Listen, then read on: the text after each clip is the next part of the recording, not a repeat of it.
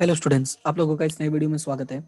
आज के हम अपने इस नए वीडियो में कार्ड से रिलेटेड 2 क्वेश्चंस करने वाले हैं और यहाँ पे हम अपने लॉ ऑफ एडिशन का यानी हम जो हमने इसके पहले वाले वीडियो में जो हमने फॉर्मूला सीखा था लॉ ऑफ एडिशन और प्रोबेबिलिटी, उसका हम प्रॉपर यूज यहाँ पे करने वाले हैं, राइट। ताकि आपको आइडिया भी लग जाए कि उसका फॉर्मूला का यूज कैसे करना होता है।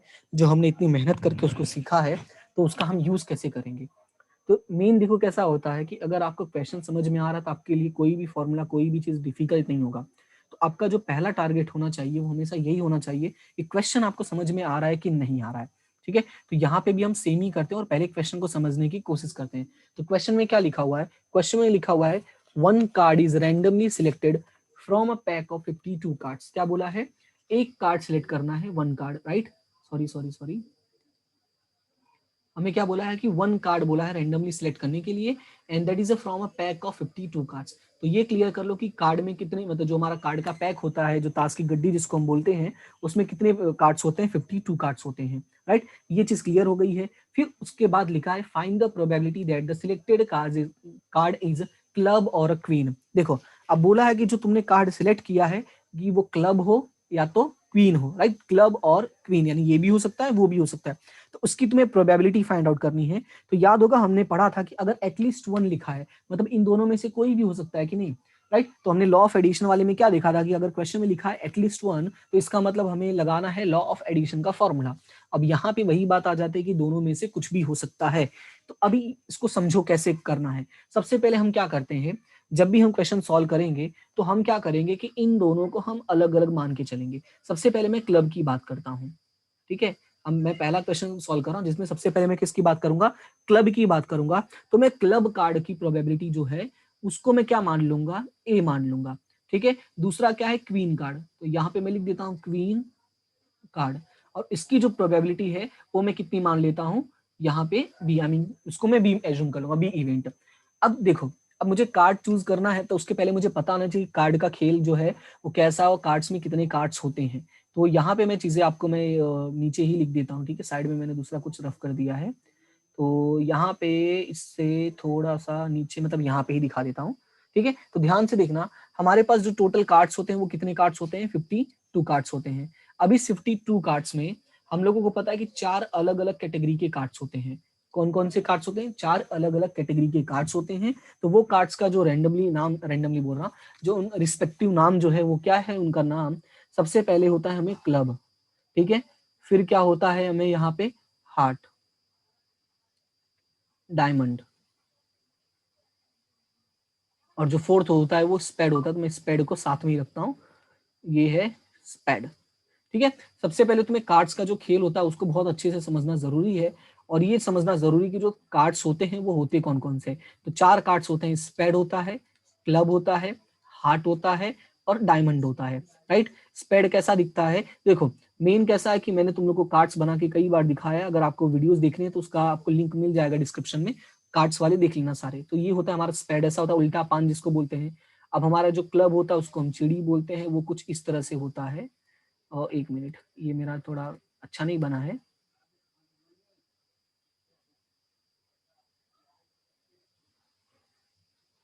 ठीक है। फिर हार्ट हमारा कैसा होता है? कुछ इस तरह से होता है, दिल, ओके। और डायमंड कैसा होता है? कुछ इस तरह से होता है। नहीं, ये तो पतंग बन गया।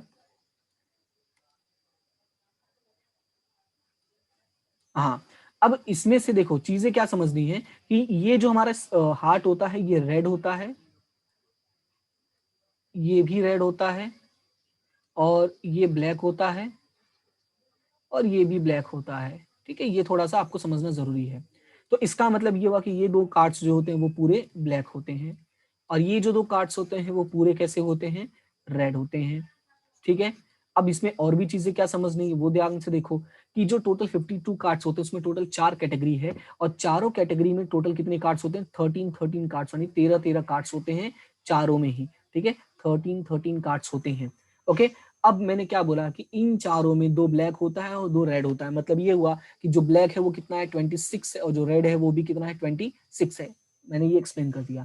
उसके बाद ये जो 13 कार्ड्स होते हैं इसमें कौन कौन से कार्ड्स होते हैं? तो बेसिकली अगर मैं 13 कार्ड की बात करूं तो एक होता है जे, फिर क्यू और के, ठीक है। ये 3 कार्ड्स होते हैं। फिर ए से लेके 10 तक होता है, यानी 1 2 3 4 5 6 7 8 9 और 10, और इस तरह से टोटल यहाँ पे ये 10 कार्ड्स होते हैं, राइट।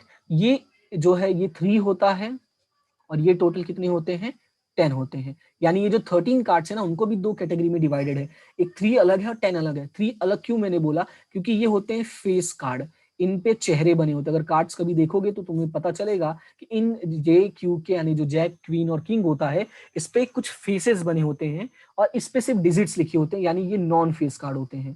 ठीक है, क्या होते हैं, नॉन फेस कार्ड। ओके, इतना बेसिक क्लियर हुआ। और समझो, और ये समझना है कि जो भी कार्ड्स होते हैं वो सभी कितने होते हैं, 4 4 होते हैं। ठीक है, सभी कितने होते हैं, 4, यानी कि इन सभी का मल्टीप्लिकेशन 4 से कर दोगे तो कितना हो जाएगा, 52 हो जाएगा। इसका मतलब ये हुआ कि जे का भी 4 होगा, क्योंकि सभी में जे जे होगा ना। फिर क्यू की बात करो तो सभी में क्वीन होंगे, किंग की बात करो तो चारों में क्वीन होंगे, सॉरी किंग होगा, स्पेड का किंग, क्लब का भी किंग, हार्ट का भी किंग और डायमंड का भी किंग। तो इस तरह से ये हमारा होता है कार्ड का पूरा स्ट्रक्चर। ठीक है, तो अभी हम लोग क्वेश्चन समझते हैं और हमारे क्वेश्चन के अकॉर्डिंग हम क्वेश्चन सॉल्व करते हैं। तो बोला है क्लब और क्वीन, तो सबसे पहले क्लब और क्वीन। तो क्लब की अगर मैं बात करता हूँ तो हमारे पास क्लब कितने हैं, मतलब क्लब वाले कितने कार्ड्स होते हैं, तो हमारे पास क्लब वाले होते हैं टोटल 13 कार्ड। ठीक है, राइट। और क्वीन के कितने होते हैं, तो हमारे पास क्वीन के होते हैं 4 कार्ड। ये पहले मैंने लिख दिया। अब क्वेश्चन में क्या है, हमारा फॉर्मूला होता है प्रोबेबिलिटी का। प्रोबेबिलिटी का फॉर्मूला क्या होता है, P of A is equal to M divided by N. ये हमें फॉर्मूला यूज करना होता है। सबसे पहले हम क्या करते हैं, एन फाइंड आउट कर लेते हैं, यानी जो होता है टोटल आउटकम, उसको हम क्या करते हैं, फाइंड आउट करके रख लेते हैं, कि वो सभी जगह काम आएगा। क्योंकि प्रोबेबिलिटी फाइंड आउट करनी है तो तुम्हें एन से डिवाइड करना ही पड़ेगा, यानी टोटल आउटकम निकालना ही पड़ेगा। तो हमें 52 कार्ड्स अवेलेबल है। कितने कार्ड्स अवेलेबल है, 52 कार्ड्स। और इसमें से हमें चाहिए कितना, 1 कार्ड रैंडमली चाहिए।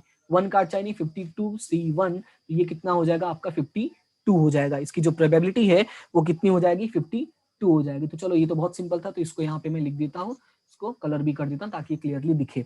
अब क्वेश्चन में ये बोला है कि क्लब और क्वीन होना चाहिए।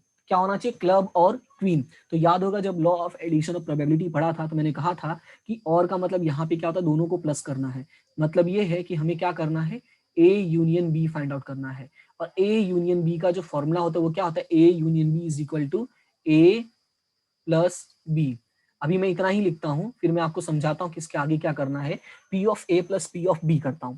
तो पहले मैं P of A plus P of B निकाल लेता हूं। तो टोटल क्लब कार्ड कितने हैं, तो क्लब 13 है और 13 में से एक आया तो 13C1, यानी यहाँ पे हो जाएगा 13। तो ये हो गया हमारा एम, और हमारा जो पी ऑफ ए निकालना है इसमें, ठीक है, ये तो मैंने फॉर्मूला ऐसे लिखा था। ओके, तो पी ऑफ ए निकालना है तो एम डिवाइडेड बाय एन ही करना पड़ता है, जैसा मैंने ऊपर बताया था। तो एम कितना आया, 13 आया, और एन कितना है हमारा 52। तो ये हो जाएगा 13 चौका 52, यानी 1/4। तो ये हो गया हमारा ए का प्रोबेबिलिटी। तो यहाँ पे मैं लिख देता हूँ 1/4। अब उसके बाद हमें क्वीन कार्ड की जरूरत है। तो क्वीन कार्ड हमारे पास कितने हैं, 4, तो 4C1 हो जाएगा। तो 4C1 का मतलब ये कितना आ जाएगा, 4 आ जाएगा। और ये हमारा हो गया एम। अब हमें सेम वही करना है, P of B is equal to क्या करना है कि एम डिवाइडेड बाय एन। मतलब ये हो गया कि 4 डिवाइडेड बाय 52, और इसको सॉल्व करोगे तो ये हो जाएगा 1/13। या यहाँ पे एक काम करते हैं, रहने ही देते हैं, इसको कट नहीं करते हैं, क्योंकि 52 दोनों में ही आ गया है। ठीक है, तो ये हमारे लिए थोड़ा बेटर होगा ऑप्शन। तो यहाँ पे मैं 52 ही रहने देता हूँ, और इसमें जो हमारा आया था 13 डिवाइडेड बाई 52 वो ही रहने देता हूँ। तो क्या है, सॉल्व करने में दिक्कत नहीं होगी। ठीक है, तो यहाँ पे 13 डिवाइड बाई 52 लिख दिया और 4 डिवाइड बाई 52 लिख दिया। और अगर मैं इसको ऐड करता हूँ तो यहाँ पे क्या होगा, 13 डिवाइडेड बाई 52 और यहाँ पे प्लस 4 डिवाइडेड बाई 52। अब यहाँ पे ध्यान से समझो, याद होगा हमारा एक फॉर्मूला हमने इसमें ये भी पढ़ा था कि हमें इंटरसेक्शन माइनस करना होता है, मतलब दोनों में जो चीजें कॉमन होती है वो माइनस करना। तो उसका रीजन क्या है वो समझो। जब मैंने क्लब कार्ड की बात की होगी, ठीक है, जब मैंने क्लब कार्ड को चूज किया होगा तो क्लब कार्ड में तो ये भी होता है, देखो क्लब में टोटल 13 होते हैं, तो टोटल 13 कार्ड्स में क्या क्वीन नहीं आया होगा, हाँ, टोटल 13 कार्ड में क्या क्वीन नहीं आ सकता है, आ सकता है, बिल्कुल आ सकता है। मतलब एक क्वीन तो इंक्लूड हमने कर दिया है। फिर उसके बाद जब इसने ये बोला, इसने क्या बोला कि दूसरा क्वीन ही होना चाहिए, तो दूसरा क्वीन होना चाहिए, मतलब एक क्वीन की ही बात कर रहा था, यानी 4 क्वीन में से एक क्वीन तो कंफर्म है, यानी क्वीन इधर भी आ गया और क्वीन इधर भी आ गया, राइट। यानी कि हमने जब ये वाला कार्ड चूज किया होगा तो इसमें भी क्वीन आने के चांसेस होंगे और इसमें तो आएगा ही आएगा। बात समझ में आया, यानी दोनों जगह क्वीन आ चुका है, यानी यहाँ पे डबल काउंट हो गया है। कितना काउंट हो गया है, डबल काउंट। तो डबल काउंट अगर हो गया तो हमने पढ़ा है कि अगर हमें यूनियन फाइंड आउट करना होता है तो हमें एक ही बार लेना होता है, एक बार हम क्या करेंगे, माइनस कर देंगे। तो इसी वजह से फॉर्मूला हमारा बनता है ए इंटरसेक्शन बी। इसकी डिटेल में जो मैंने कहते हैं ना डिस्कशन है वो मैंने पिछले वीडियो में किया है, आप उस वीडियो को जरूर देखें, दोनों का लिंक आपको डिस्क्रिप्शन में भी और आपके कार्ड में भी मिल जाएगा, ठीक है।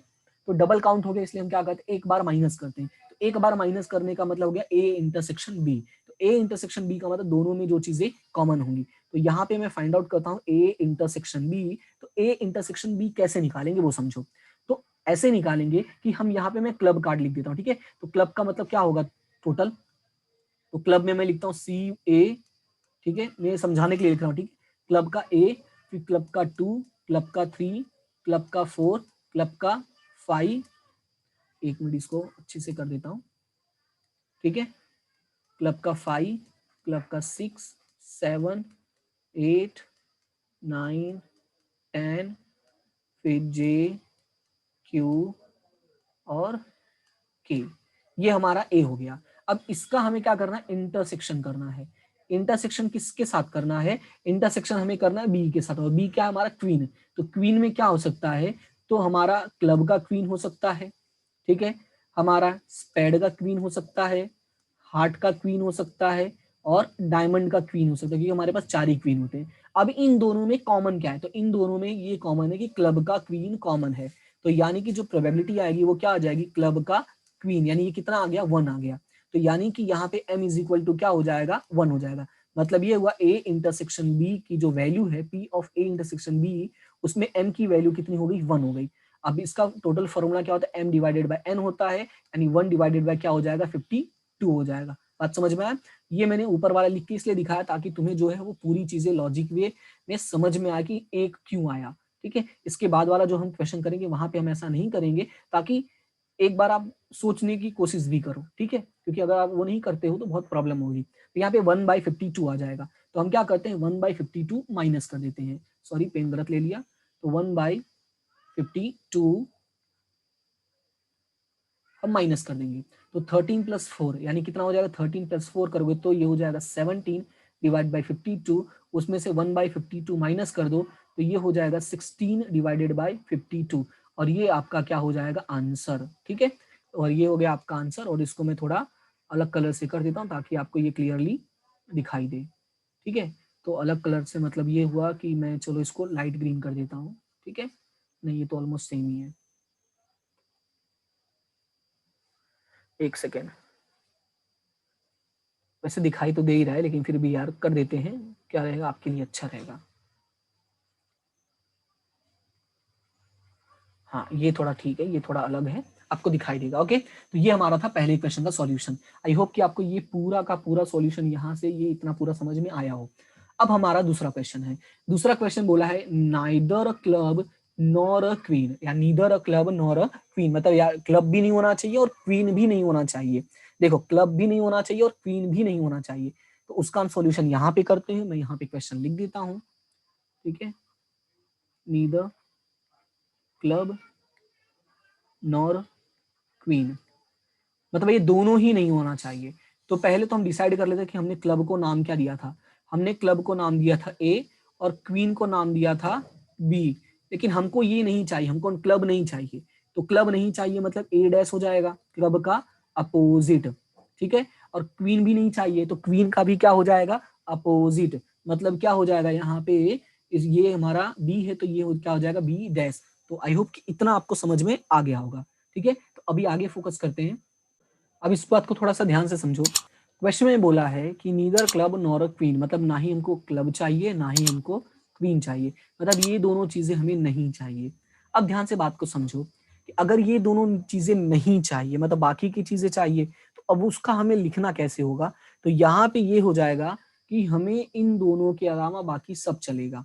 क्या, इन दोनों के अलावा बाकी सब चलेगा। तो हमें इसमें क्या निकालना है, इंटरसेक्शन। क्या निकालोगे, A intersection, sorry A dash intersection B dash. अब इसको थोड़ा सा हम एलिब्रेट करते हैं, थोड़ा बेटर समझ में आएगा। अब यहाँ पे ध्यान से समझो ये इंटरसेक्शन आया कैसे। मेन जो प्रॉब्लम है वो यही है कि हमने सर इंटरसेक्शन ही क्यों लिखा, ठीक है। तो इसको समझते हैं। क्वेश्चन में बोला है नीदर क्लब नॉर क्वीन, मतलब ये बोला है कि क्लब और क्वीन दोनों नहीं होना चाहिए, राइट। एंड जब भी और वाला आता है तो मैंने कहा था और का मतलब एंड की बात कर रहा हूँ बेसिकली, हिंदी में और बोलते हैं और इंग्लिश में एंड, राइट। ओके, तो जब भी एंड आता है तो इसका मतलब क्या हो जाएगा, इंटरसेक्शन हो जाएगा। तो यही वजह है कि मैंने यहाँ पे क्या लिखा हुआ है, इंटरसेक्शन लिखा है, मतलब कि ना ही रेड होना चाहिए और ना ही क्वीन होना चाहिए, सॉरी ना ही क्लब होना चाहिए और ना ही क्वीन होना चाहिए। तो ये हमारा ए डैश इंटरसेक्शन बी डैश हो जाएगा। अब प्रॉब्लम है कि हम इसको सॉल्व कैसे करें। तो ए डैश इंटरसेक्शन बी डैश का मतलब ये हुआ कि दोनों का अपोजिट, और इसको हम लोगों ने कैसे फाइंड आउट किया है, अगर यहाँ पे देखो ए इंटरसेक्शन बी डैश, मतलब हमें क्या करना है कि दोनों ही नहीं होना चाहिए। अब अगर पिछला हमारा क्वेश्चन देखोगे तो पिछले वाले क्वेश्चन में हमने क्या फाइंड आउट किया था, ए यूनियन बी, मतलब यही दोनों चीजें हमने फाइंड आउट की, मतलब यही दो होना चाहिए। तो यही दो होना चाहिए का मतलब ये हुआ कि अगर मुझे ये फाइंड आउट करना है कि ये वाला आंसर यानी कि ए डैश इंटरसेक्शन बी डैश है नाइदर क्लब नॉर क्वीन वाला, तो मैं क्या करूंगा, जो मैंने क्लब और क्वीन का वाला फाइंड आउट किया था उसमें से उसको मैं माइनस कर दूंगा। तो मतलब ये है कि वन में से हम क्या करेंगे कि ये प्रोबेबिलिटी माइनस कर देंगे कि उसमें से क्वीन कौन सा है और क्लब कौन सा है, और ये प्रोबेबिलिटी हमने ऊपर माइनस किया हुआ था, ठीक है, आई मीन ऊपर सॉल्व किया है। तो ये हमने ऊपर पहले से ही सॉल्व कर लिया, तो उसको पहले एक बार देख लेना। बात समझ में आया। मेन क्या इसका इंटरप्रिटेशन करना जरूरी है, अगर इसका इंटरप्रिटेशन अच्छे से कर ले तो क्वेश्चन हमारा इजीली सॉल्व हो जाएगा। तो मैं वापस एक बार एक्सप्लेन कर देता हूँ। क्वेश्चन में क्या बोला, नीदर क्लब नॉर क्वीन, मतलब ना ही क्लब चाहिए उसको, ठीक है, और ना ही उसको ये चाहिए। तो और का मतलब क्या हो गया कि ये भी नहीं चाहिए वो भी नहीं चाहिए, ठीक है। तो ये भी नहीं चाहिए वो भी नहीं चाहिए, मतलब क्या है कि अगर दोनों ही ऑप्शन आया है तो दोनों ही इसमें जैसे कैसा है कि ये भी नहीं वो भी नहीं, तो वो क्या हो जाएगा हमारा एंड, और ये भी और वो भी, तो एंड हमारा हो जाएगा। तो एंड की वजह से यहाँ पे जो हमारा साइन होता है वो क्या हो जाएगा, इंटरसेक्शन का। और उसके बाद हमारा जो फॉर्मूला है वो क्या लग जाएगा, 1 माइनस ए यूनियन बी। अब ये ए यूनियन बी कैसे आ गई, ये फॉर्मूला कैसे लग गया, तो ये हमें फाइंड आउट करना है कि दोनों का अपोजिट किसका, इसका, ये हमें फाइंड आउट करना है कि क्लब और क्वीन नहीं होना चाहिए। तो हमने क्लब और क्वीन की प्रोबेबिलिटी क्या वो ऊपर फाइंड आउट किया था, तो उसका उल्टा कर दोगे तो एक्चुअली में तो बात यही आ गई ना, अगर आपको क्लब और क्वीन नहीं चाहिए तो क्लब और क्वीन तो आपके पास है तो वन में से माइनस कर दो, ठीक है। तो क्लब और क्वीन की प्रोबेबिलिटी मेरे पास है तो उसको मैं वन में से माइनस कर देता हूं, तो अल्टीमेटली क्या आ गया वो ये यही आ जाता है, ठीक है। तो यहाँ पे हम क्या करते हैं, वन में से हमारी जो प्रोबेबिलिटी आई थी 16 डिवाइडेड बाई 52, इसको सॉल्व करते हैं तो 50 ये एलसीएम हो जाएगा, तो इसको सॉल्व करो तो क्या हो जाएगा 52 माइनस 16 डिवाइडेड बाई 52। तो इसको अगर सॉल्व करते हो तो ये थोड़ा सा 52 मेरा आड़ा टेढ़ा हो गया, तो यहाँ पे 52 इसको सॉल्व करोगे तो क्या हो जाएगा, ये 36 डिवाइड बाई 52, इसको सॉल्व करोगे तो ये 9 से सॉरी 4 से कट हो जाएगा तो 9 आएगा और ये 13 आएगा। तो ये आपकी प्रोबेबिलिटी हो जाएगी नाइदर क्लब नॉर क्वीन की, ठीक है। तो आई होप कि ये क्वेश्चन आपको पूरा अच्छे से समझ में आ गया होगा। अभी एक क्वेश्चन और समझ लेते हैं तो ये कंसेप्ट जो हमारा एकदम ही क्लियर हो जाएगा, ठीक है। तो यहाँ पे एक क्वेश्चन मैंने और रेडी किया, सेम टू सेम क्वेश्चन है बट कंसेप्ट वैसा ही है, तो इसमें मेन वही एक बार हम समझ लेते हैं। क्या लिखा हुआ है, one card is randomly drawn from a pack of 52 cards, find the probability that it is a spade card और एस, ठीक है। अब यहाँ पे देखो उसमें क्वीन था और क्लब था, यहाँ पे क्या स्पेड है और एस है, तो सेम टू सेम है। देखो और का ऑप्शन आया मतलब हमें क्या करना है, यूनियन निकालना है। तो यहाँ पे अब इसको कैसे सॉल्व करोगे, जैसे ही और आता है तो हमें क्या करना होता है, यूनियन करना होता है। अब इसका मतलब हमें फॉर्मूला अप्लाई करना है। तो यहाँ पे अब क्वेश्चन को देखो कैसे सॉल्व करोगे, ओके। तो यहाँ पे देखो हम लोग का क्या हो जाएगा, ए यूनियन बी। तो इसको मैं वापस एक बार एक्सप्लेन करता हूँ, ठीक है, तो ये चीजें आपके लिए थोड़ी क्लियर रहेंगी, ओके, कोई दिक्कत नहीं होगा इसमें। तो देखो यहाँ पे देखो सबसे पहले क्या लिखा है, स्पेड और एस, तो स्पेड को मैं क्या एज्यूम कर लेता हूँ ए, ओके, और हमारा एस को क्या मैं एज्यूम कर लेता हूँ बी।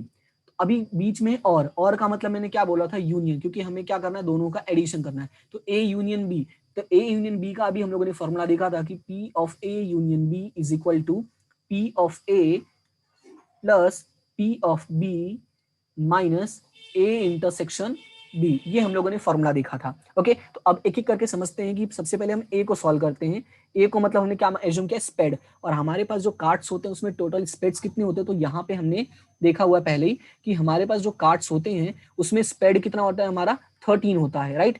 तो इसका मतलब ये हुआ कि अगर उस 13 में से कोई भी एक कार्ड चूज करते हो तो उसकी जो प्रोबेबिलिटी होगी वो होगी 13C1, मतलब कितनी हो जाएगी, 13 हो जाएगी। एम इज इक्वल टू कितना आ जाएगा, 13। अभी हमें फॉर्मूला ही अप्लाई कर देना है, तो P of A is equal to M divided by N, it means कि 13 डिवाइडेड बाई 52। ये किसकी प्रोबेबिलिटी आ गई, हमारे स्पेड की आ गई। लेकिन अब हमें S की बात करते हैं, S का मतलब क्या होता है, A, राइट, किंग, अरे सॉरी इक्का जिसको हम लोग बोलते हैं, लेकिन A ये समझो, ठीक है। तो अभी हमें ये फाइंड आउट करना है, तो आपको टोटल पता होना चाहिए कि जो ए के कार्ड्स होते हैं वो टोटल कितने होते हैं, 4 होते हैं, क्योंकि स्पेड का में भी ए होगा, ठीक है, क्लब में भी ए होगा, डायमंड में भी ए होगा और हार्ट में भी ए होगा, यानी टोटल 4 होते हैं। अब उसमें से हमें कितने कार्ड चूज करने हैं, 1, तो 4C1 हो जाएगा, यानी इसकी जो प्रोबेबिलिटी वो कितनी हो जाएगी, 4 हो जाएगी। फॉर्मूला सेम है, सिर्फ हमें वैल्यू रख देनी है, तो 4 डिवाइडेड बाय क्या हो जाएगा यहाँ पे 52, तो ये हमारा आ गया बी। अब उसके बाद अगर मैं यहाँ पे ये वैल्यू रख देता हूँ 13 divided by 52 plus 4 divided by 52 minus A intersection B. A intersection B का मतलब क्या होता है, एंड होता है, राइट। एंड मतलब जो दोनों में ही कॉमन हो, क्या होना चाहिए, जो दोनों में ही कॉमन हो। तो जब दोनों में ही कॉमन हो मतलब ये हुआ कि स्पेड वाले में क्या एस पॉसिबल है, यस डेफिनेटली स्पेड के कार्ड में भी ए पॉसिबल है। और उसके चांसेस कितने हैं कि अगर मैं स्पेड का कार्ड, देखो एंड का मतलब क्या हुआ कि स्पेड भी होना चाहिए एंड एस भी होना चाहिए, मतलब स्पेड का भी कार्ड हो और एस का भी कार्ड हो। तो इसके चांसेस कितने, हमारे पास 13 कार्ड्स हैं स्पेड के, लेकिन हमें उसमें से चाहिए ए, राइट, यानी उसके जो चांसेस हैं वो सिर्फ एक हैं। तो इसके जो चांसेस हो जाएंगे, प्रोबेबिलिटी इसका बनेगा वो क्या बनेगा, 1/52, क्योंकि ये हो जाएगा हमारा एम, और एन की वैल्यू कितनी होती है आपको पता ही है, एन की वैल्यू है 52।